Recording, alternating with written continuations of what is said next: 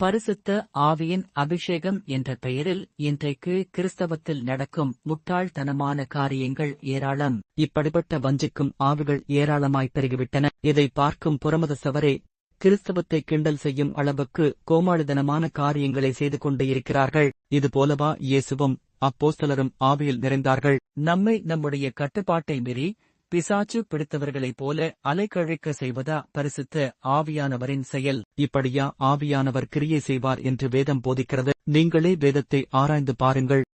பிரியமானவர்களே, உலகத்தில் அநேக கள்ளத்தீர்க்கதரிசிகள் தோன்றியிருப்பதினால் நீங்கள் எல்லா ஆவிகளையும் நம்பாமல் அந்த ஆவிகள் தேவனால் உண்டானவைகளோ என்று சோதித்தறியுங்கள். இதுபோன்ற கிறிஸ்தவ விழிப்புணர்வு வீடியோக்களை தொடர்ந்து பார்க்க சப்ஸ்கிரைப் செய்து கொள்ளுங்கள்.